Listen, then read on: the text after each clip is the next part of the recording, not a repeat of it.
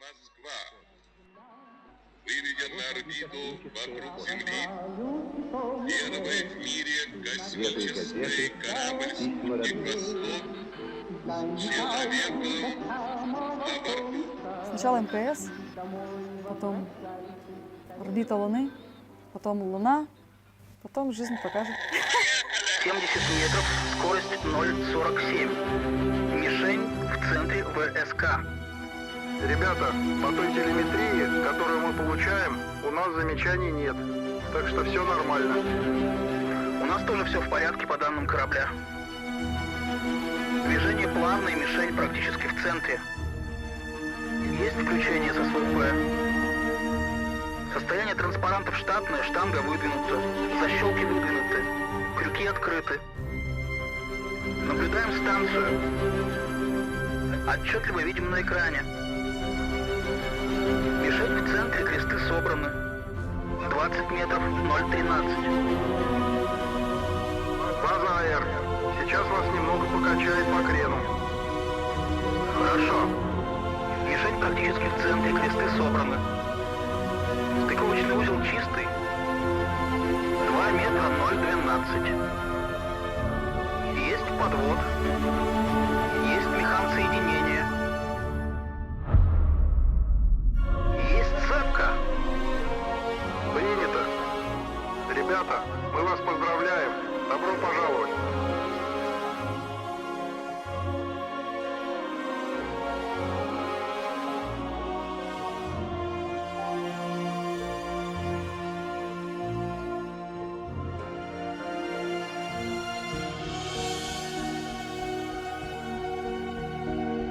Контакт снят. Расходимся.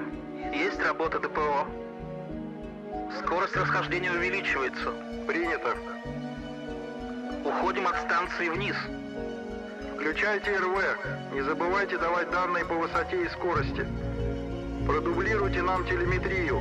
Наддув в баках ТДУ. Понял.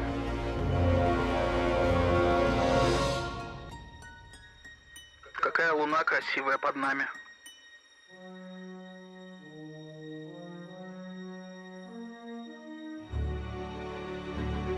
Нас вызывает база Богуславский. Переключаюсь.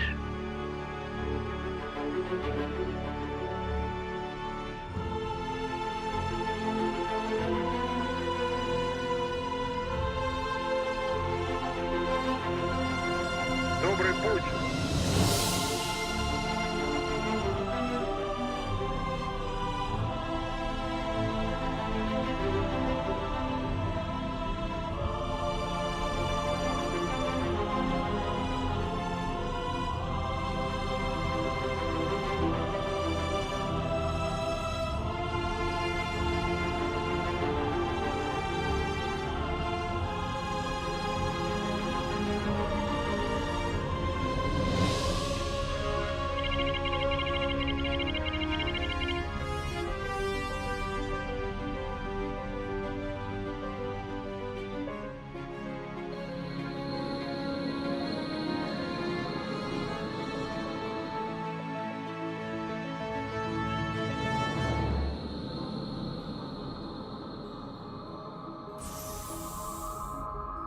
Добро пожаловать в учебный класс.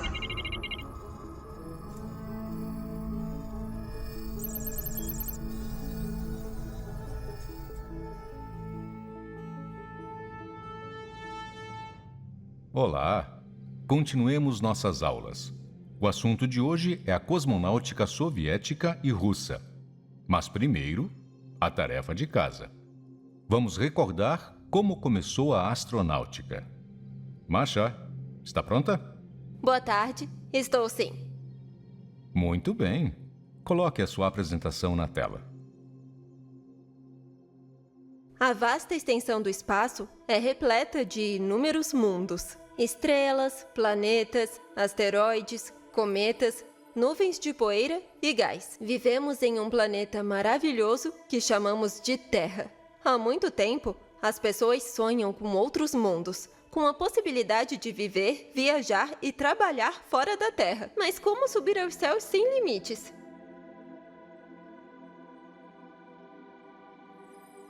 Os sonhadores inventaram vários dispositivos fantásticos para voar até o espaço. Mas chegaram à conclusão que, sem asas, nem mesmo um enorme canhão venceria a poderosa gravidade da Terra. Então, as pessoas pensaram em enormes foguetes. Konstantin Eduardovich Tsiolkovsky, na Rússia, seguido de Hermann Julius Oberth, na Alemanha, e de Robert Hutton Goddard, nos Estados Unidos, foram os nomes responsáveis por levantar a possibilidade de utilizar grandes foguetes para realizar voos espaciais. Na União Soviética, os livros de ciência e ficção científica de Tsiolkovsky sobre voos espaciais, grandes foguetes de várias fases, estações espaciais, capacetes espaciais e a ausência de gravidade tornaram-se populares ainda nos anos 20 e 30 do século XX.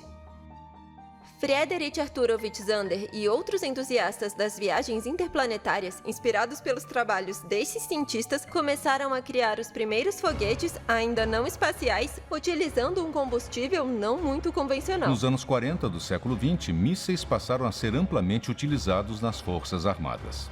Durante a Segunda Guerra Mundial, a Alemanha produziu mísseis de combate Fallschirm, que foram utilizados na época para bombardear diversas cidades britânicas. E a União Soviética criou grandes foguetes que os soldados chamavam de Katyushas. Arma baseada em foguetes que desempenhou papel importante na vitória sobre a Alemanha nazista. Após a Segunda Guerra Mundial, os Estados Unidos e a União Soviética começaram a desenvolver novos e poderosos mísseis militares. O trabalho com foguetes soviéticos foi liderado pelo notável projetista Sergei Korolev. Ele deu grande contribuição para o desenvolvimento da cosmonáutica mundial. Sob sua direção foram conquistadas todas as primeiras vitórias da União Soviética no espaço. Sergei Korolev reuniu todo um grupo de gloriosos cientistas soviéticos. A teoria dos voos com grandes foguetes foi desenvolvida sob a direção do acadêmico Mstislav Keldysh. Ele era conhecido extraoficialmente como o principal teórico da cosmonáutica. As equipes de talentosos engenheiros soviéticos eram lideradas por Vladimir Barmin, projetista-chefe dos complexos de lançamento; Valentin Glushko, projetista-chefe de motores de foguetes; Nikolai Pilyugin, projetista-chefe de sistemas de controle; Mikhail Ryzansky, projetista-chefe de comunicação por rádio; Alexei Bogomolov, projetista-chefe de sistemas de telemetria; Viktor Kuznetsov, projetista-chefe de sistemas giroscópicos; Alexei Isaev, projetista de motores para espaçonaves e estações. Evidentemente, a lista está incompleta. Sirioja, por favor, continue. Em 1957, teve início o Programa Científico Internacional Unificado, Ano Geofísico Internacional. Cientistas de vários países do mundo lançaram pela primeira vez estudos integrados sobre nosso planeta e também o espaço próximo da Terra. Foi anunciado que os primeiros satélites artificiais da Terra estavam sendo preparados para serem lançados. Poucos duvidavam de que o primeiro satélite a voar seria dos Estados Unidos, mas as coisas acabaram sendo diferentes. Em agosto de 1957, a União Soviética realizou o primeiro teste bem-sucedido do míssil balístico intercontinental R-7. Os engenheiros soviéticos criaram um novo modelo inédito. O foguete foi lançado no novo local de testes de Tyura-Tan, no Cazaquistão, o futuro cosmódromo de Baikonur, e chegou a Kamchatka. Naquela época, era o foguete mais potente do mundo. Uma concessão única permitiu o arranque simultâneo de 4 homens nos blocos laterais da primeira fase e de um motor no bloco central da segunda fase. Foi atingida uma força sem precedentes de 20 milhões de cavalos de potência. Masha, gostaria de acrescentar alguma coisa? Eu li uma vez, há muito tempo, que numa reunião solene dedicada ao centenário do nascimento de Konstantin Tsiolkovsky, o então criador do novo foguete, Sergei Korolev, disse o seguinte: num futuro próximo, os primeiros lançamentos de teste de satélites artificiais serão efetuados na União Soviética e nos Estados Unidos para fins científicos. Ótimo. Sirioja, por favor, continue. No final da noite de 4 de outubro de 1957, o foguete de 2 fases Air-7 atingiu velocidade espacial pela primeira vez na história e colocou um satélite artificial na órbita da Terra. Tratou-se de um feito sem precedentes na ciência e na tecnologia soviéticas. Assim começou a era espacial da humanidade.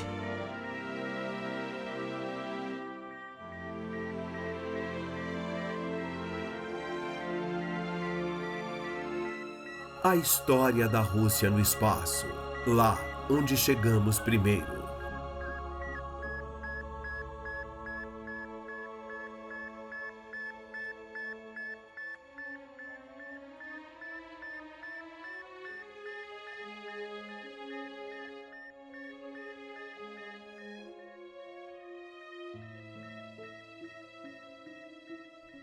Mais tarde, outros países também se envolveram na exploração espacial. Os Estados Unidos da América foram os que mais se destacaram. Os países europeus, a China, o Japão, a Coreia e outros realizaram missões únicas. O número de envolvidos em atividades espaciais cresceu rapidamente. Obrigado. Foi assim que começou a era espacial. Na aula de hoje, não conseguiremos mostrar toda a grandeza da história do espaço. Demoraria demais. Falarei das principais realizações no campo da exploração espacial, em que a União Soviética e sua herdeira, a Rússia, foram pioneiras. Então, vou começar. Apenas um mês após o lançamento do primeiro satélite, foi lançado o segundo. Ele pesava cerca de meia tonelada. Ele transportava não só os primeiros instrumentos científicos, como também comportava uma cabine com um cão. E em maio de 1958 foi lançado o terceiro satélite artificial soviético. Sua massa era superior a 1.300 kg, com 12 instrumentos científicos a bordo. Foi o primeiro laboratório científico propriamente dito no espaço. Em março de 1962, a União Soviética lançou o primeiro satélite da série Cosmos. Só nos primeiros 60 anos deste ambicioso programa, entraram em órbita mais de 2.500 veículos diferentes com esse nome. Satélites realizam pesquisas científicas, fornecem comunicação, internet, televisão, navegação, observações meteorológicas, sensoriamento remoto da Terra, reconhecimento óptico e radioeletrônico. Também são realizados experimentos científicos. Um exemplo impressionante de satélite científico soviético é o Proton, lançado em 1968 e que pesava 17 toneladas. E foi concebido para estudar os raios cósmicos de energias altas e ultra-altas. Esse satélite único continuou a bater recordes por muitos anos em muitos critérios. Atualmente, muitas espaçonaves do mundo todo trabalham em prol da humanidade. E tudo começou com o lançamento dos primeiros satélites soviéticos. E tudo isso graças ao nosso foguete. Isso mesmo. O exclusivo foguete soviético R-7 acabou sendo um dos melhores do mundo em sua categoria. Imagine que, em suas últimas atualizações, ele voa com sucesso até hoje. Em janeiro de 1959, equipado com uma terceira fase, ele atingiu pela primeira vez na história a segunda velocidade espacial. A Estação Interplanetária Automática Luna 1 superou a gravidade da Terra, passou perto da Lua e entrou na órbita do Sol. Nos jornais soviéticos, ele foi chamado de o primeiro planeta artificial. Sim, é claro, para um planeta é um equipamento um pouco pequeno, mas foi o primeiro a se mover em torno do Sol, tal qual um planeta, e ainda voa até hoje. Depois de várias tentativas sem sucesso, em 14 de setembro de 1959, a Estação Automática Soviética Luna 2 chegou na Lua. Ela caiu perto das grandes crateras Aristilos, Arquimedes e Autólicos. Aqui, onde a humanidade tocou a Lua pela primeira vez, há entre as rochas lunares pequenos broches de metal com uma inscrição comemorativa. Que legal! E isso é longe daqui? bem longe. Atualmente há um monumento lá. Acho que faremos uma visita ao local. Legal!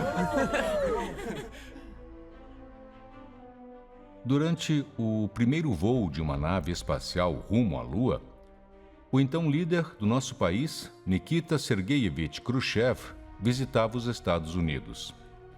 Ele presenteou o presidente americano Dwight Eisenhower com uma réplica fiel do broche soviético que fora levado à Lua.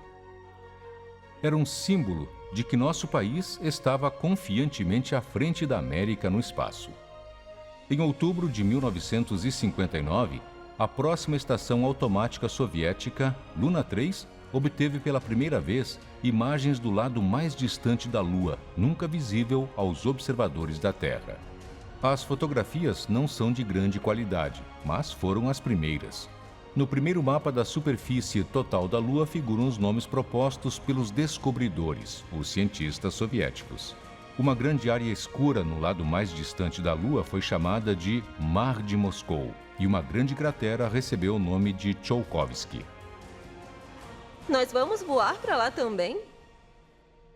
Não, não está no nosso programa. Não vamos nos distrair.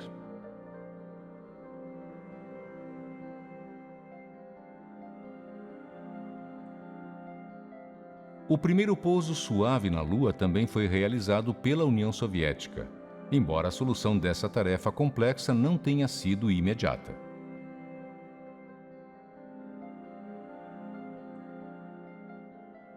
No início de 1966, a estação automática Luna 9 transmitiu a primeira imagem da superfície lunar.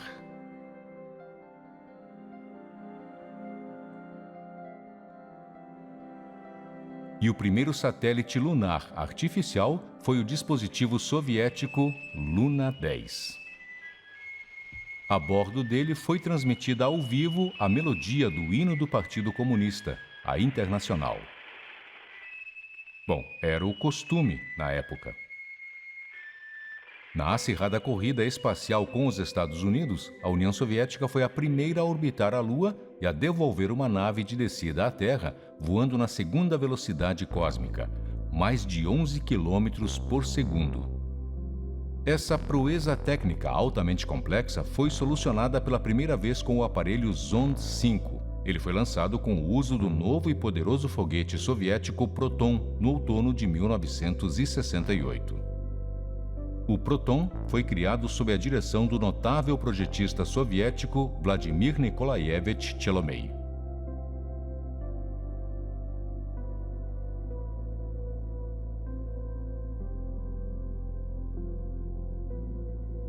O veículo de pouso do Zond 5 aterrissou com sucesso no Oceano Índico. Os primeiros seres vivos da história a orbitar a Lua acabaram sendo 2 tartarugas. Quer dizer que os primeiros astronautas lunares foram tartarugas russas? Sim. Também estavam a bordo sementes de várias plantas e moscas de frutas. A União Soviética planejava enviar 2 cosmonautas à órbita da Lua em uma nave semelhante, mas esse projeto nunca foi realizado. Entretanto, os engenheiros soviéticos conseguiram trazer amostras do solo lunar para a Terra, utilizando um dispositivo automático. Sob a liderança de Georgy Nikolaevich Babakin, foi criada, no departamento de design, a plataforma de pouso E-8. O foguete instalado nela trouxe, com a nave de retorno, 100 gramas de rocha lunar para a Terra. Esse experimento ímpar, realizado pela estação automática Luna 16, foi repetido posteriormente, mais outras 2 vezes.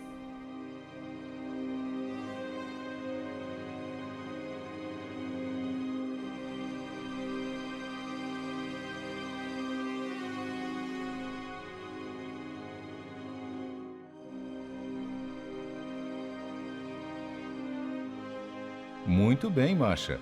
E o que aconteceu depois? Em novembro de 1970, o mesmo tipo de plataforma de pouso da estação Luna 17 levou à Lua o primeiro veículo espacial do mundo controlado remotamente, o Lunokhod 1. 3 anos depois, o seu irmão mais novo, o Lunokhod 2, estabeleceu um recorde. Viajou 37 quilômetros pela Lua em 4 meses. E claro, nosso primeiro lunocode também desempenhou admiravelmente. Em 300 dias, ele percorreu 10,5 km pelo deserto lunar, deixando os rastros de suas 8 rodas na poeira lunar por milhões de anos. Ele transmitiu para a Terra mais de 20.000 imagens e mais de 200 panoramas da superfície lunar. As conquistas das estações lunares autônomas soviéticas só foram igualadas 50 anos depois pela China.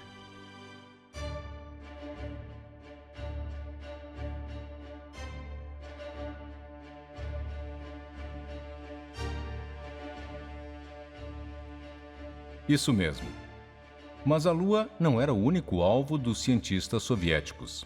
Em fevereiro de 1961, a União Soviética enviou a primeira estação interplanetária do mundo para o planeta Vênus. Foi registrado um recorde de comunicação de rádio de longa distância, mais de 2 milhões de quilômetros. As estações interplanetárias soviéticas estabeleceram uma série de recordes. A Vênus 3 tornou-se a primeira espaçonave do mundo a fazer um voo para um planeta distante. Lá, assim como na Lua, foi deixado um broche comemorativo. As estações Vênus 4, 5 e 6 foram as primeiras a realizar medições diretas de composição química, pressão e temperatura do gás durante a descida de paraquedas na densa atmosfera de Vênus. Já as espaçonaves Vênus 7 e Vênus 8 foram as primeiras a transmitir informações da superfície escaldante do planeta. As estações automáticas soviéticas da nova geração tornaram-se as mais pesadas do mundo. Sua massa chegou a quase 5 toneladas.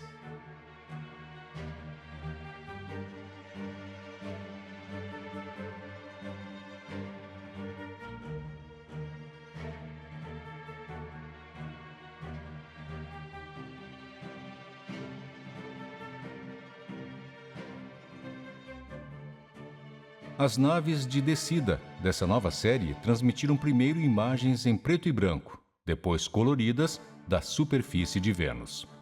Ninguém conseguiu repetir essa conquista por muitas décadas. As estações interplanetárias soviéticas Vega também realizaram um programa científico altamente sofisticado.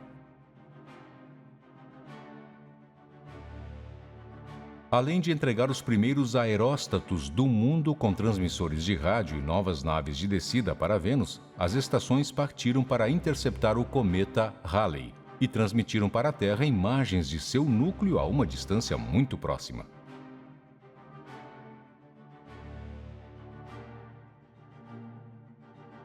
E quanto a Marte?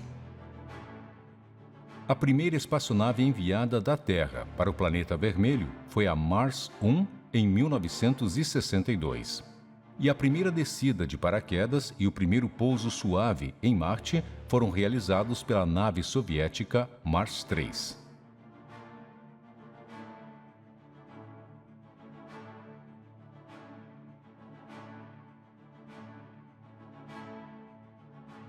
A União Soviética também deu grande contribuição aos voos espaciais tripulados. Sob a liderança de Sergei Pavlovich Korolev, foi criada a primeira espaçonave da história, a Vostok, capaz de levar uma pessoa ao espaço. A Vostok foi submetida a testes complexos. Primeiro, foram lançadas várias naves satélite de design semelhante, preparando-se para o futuro voo de um cosmonauta. Em uma dessas naves, as primeiras no mundo a voar para o espaço e retornar com segurança à Terra, foram as famosas cadelas Belka e Strelka. Ah, nós conhecemos elas. Em 12 de abril de 1961, ocorreu o primeiro voo espacial humano do mundo. O cosmonauta soviético Major Yuri Alexeyevich Gagarin deu a bordo da Vostok uma volta ao redor da Terra e aterrissou em segurança. В это время в обзоре прямо видна Земля. Была очень хорошо Земля, резкая, как раз ни облачности не было. Плоской местности видно, лес видно где, реки большие, или Обь там была, где-то в этом районе, или Иртыш. Большая река, видно хорошо там острова. А тут увидел я горизонт, звезды. Просто они немножко четче на этом черном фоне, такие светящиеся точки. Очень красивый горизонт. Видно такой нежный ореол вокруг Земли. Foi a União Soviética que realizou o sonho secular da humanidade. Город ликовал. Вы знаете, я такое видел только тогда, когда видел своими глазами еще мальчишкой 9 мая, День Победы, праздновалась вся страна. Вот то же самое я видел тогда. E это было здорово, понимаете? 4 meses depois, o cosmonauta German Titov realizou um voo de um dia inteiro a bordo da Vostok 2, dando 17 voltas em torno da Terra.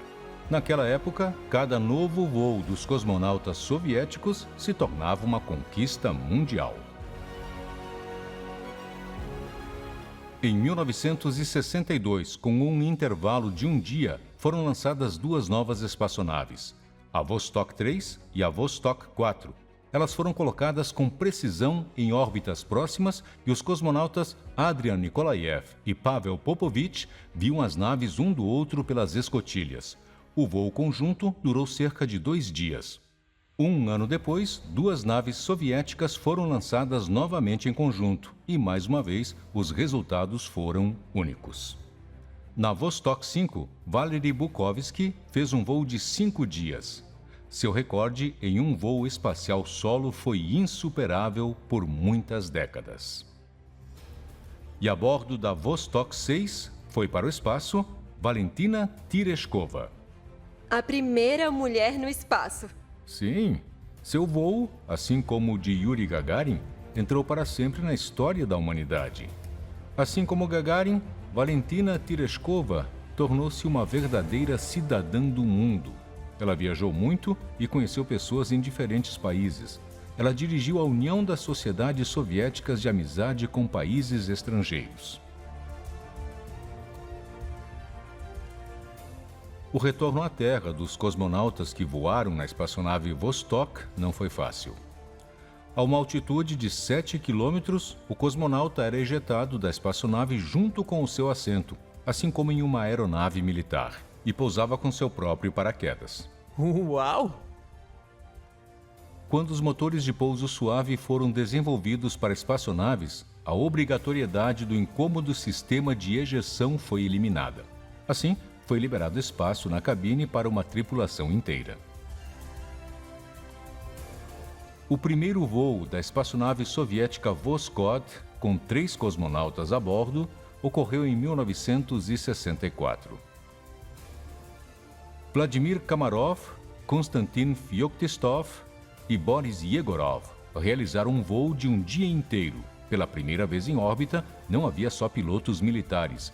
Feoktistov era engenheiro espacial e Yegorov foi o primeiro médico no espaço.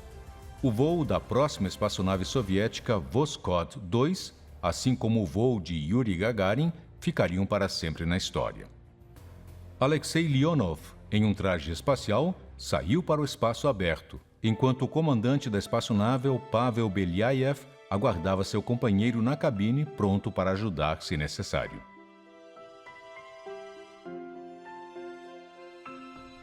O próximo estágio dos voos tripulados foi associado à criação da espaçonave tripulada mais bem-sucedida da história da cosmonáutica e produzida em massa. A espaçonave Soyuz. Infelizmente, durante o primeiro voo de teste, o cosmonauta soviético Vladimir Kamarov morreu devido a uma falha no sistema de paraquedas. Mais tarde, devido à despressurização da Soyuz 11 durante seu retorno à Terra, mais 3 cosmonautas morreram.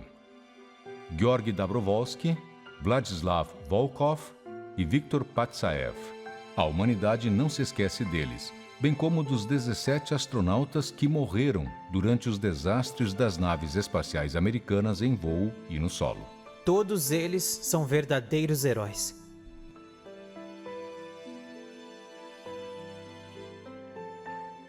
Mas as espaçonaves Soyuz foram aprimoradas e continuam a ser usadas com sucesso até hoje. Elas têm muitas conquistas em seu histórico, inclusive as mais pioneiras.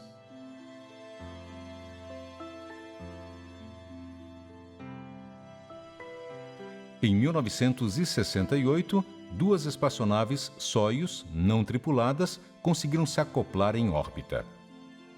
No ano seguinte, cosmonautas fizeram o mesmo, realizando o acoplamento manualmente. Após a acoplagem, os cosmonautas Alexei Yelitsev e Yevgeny Grunov vestiram os trajes espaciais, abriram os compartimentos de suporte de vida e se deslocaram pelo espaço aberto da Soyuz 5 para a Soyuz 4. Seus comandantes, Vladimir Shatalov e Boris Volynov, controlaram a operação de dentro dos módulos de descida não despressurizados de suas naves. Nesse exercício, praticava-se a transferência para o módulo de pouso da futura missão lunar soviética. Infelizmente, os cosmonautas soviéticos nunca voaram para a Lua.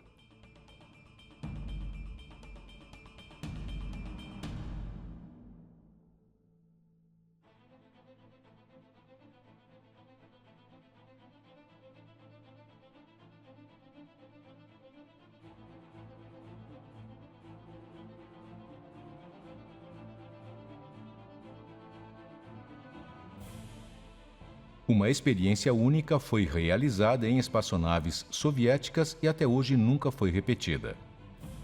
Em 2 dias, 3 espaçonaves Soyuz, de números 6, 7 e 8, foram lançadas.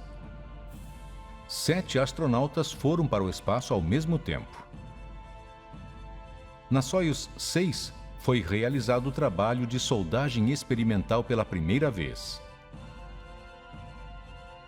E a Soyuz 9 estabeleceu um recorde de duração de voo.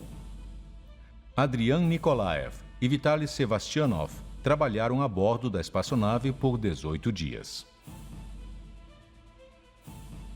Em 1971, a União Soviética iniciou a Era das Estações Orbitais de Longa Duração. A primeira estação orbital de longo prazo do mundo, a Salyut, foi colocada em órbita. Sua tripulação trabalhou lá por 1 mês inteiro pela primeira vez. A União Soviética estava 2 anos à frente dos Estados Unidos. Missões importantes também foram realizadas pelas primeiras estações orbitais militares tripuladas, as Almaz, equipadas com tecnologia de reconhecimento. Elas entraram para a história com os nomes de Salyut 3 e Salyut 5. As estações soviéticas eram lançadas uma após a outra. A primeira estação orbital Salyut 6, com 2 nós de acoplamento, proporcionou pela primeira vez a presença contínua e de longo prazo de tripulações em órbita. As naves espaciais Soyuz levavam os cosmonautas à estação, enquanto as naves de carga Progress traziam combustível, água, ar, alimentos e equipamentos.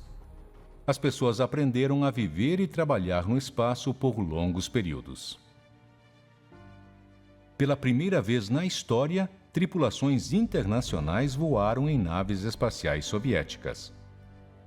Os primeiros representantes de 26 países da Europa, Ásia, América Latina, Oriente Médio e África foram ao espaço a bordo de naves soviéticas e, posteriormente, das russas. Foi uma experiência notável no fortalecimento da amizade e da cooperação internacional de boa vizinhança em órbitas próximas à Terra. O primeiro representante da Europa Oriental no espaço foi Vladimir Riemek, da Tchecoslováquia. E o astronauta da Europa Ocidental foi Jean-Luc Crétin, da França. Os primeiros cosmonautas asiáticos foram Phang Tuan, do Vietnã, Jugder Demidin Guraksha, da Mongólia, e Rakesh Sharma, da Índia. O primeiro astronauta latino-americano a se aventurar no espaço foi Arnaldo Tamoio Mendes, de Cuba. E o primeiro cosmonauta do Oriente Médio foi Mohamed Faris, da Síria. Todos eles trabalharam no espaço usando tecnologia soviética. A primeira caminhada espacial de uma mulher foi realizada por Svetlana Savitskaya, que trabalhou na estação Salyut-7.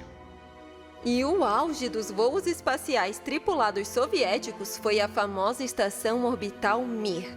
Ela operou na órbita da Terra por 15 anos, recebendo mais de 100 cosmonautas e astronautas de vários países diferentes. Exatamente. A estação Mir continuou a operar mesmo após a dissolução da União Soviética. Sua operação foi assumida pela sucessora da URSS, a Federação Russa.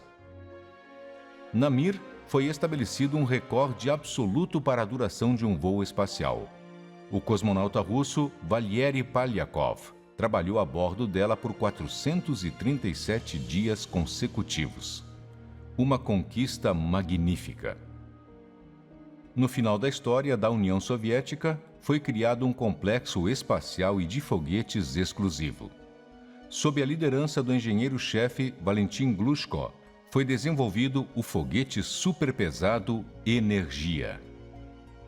E a equipe liderada por Gleb Lazino-Lazinski projetou a espaçonave orbital Buran.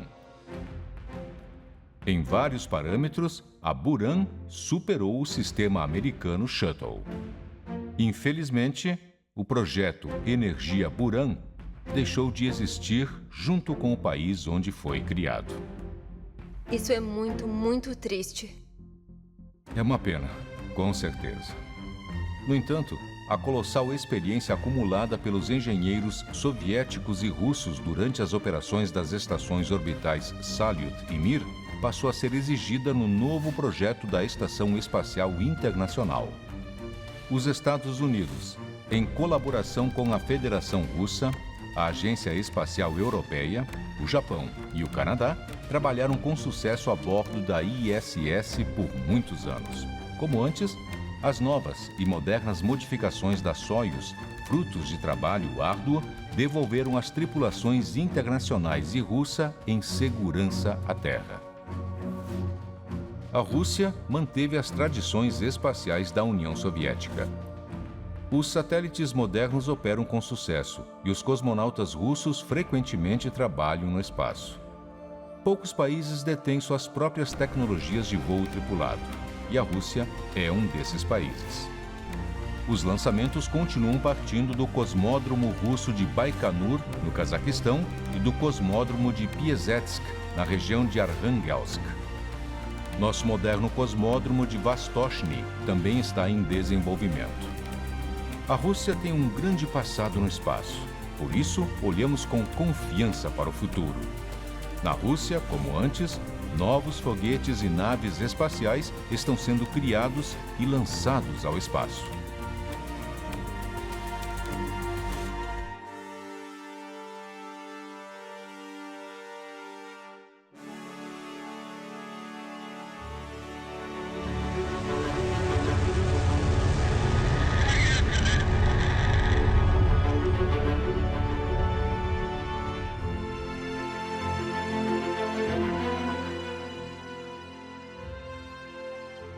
Nosso país deu os primeiros passos da humanidade no espaço. E esse fato permanecerá para sempre na memória da humanidade. Nunca haverá um último voo russo. Há novas e grandes realizações pela frente. A história da Rússia no espaço continua.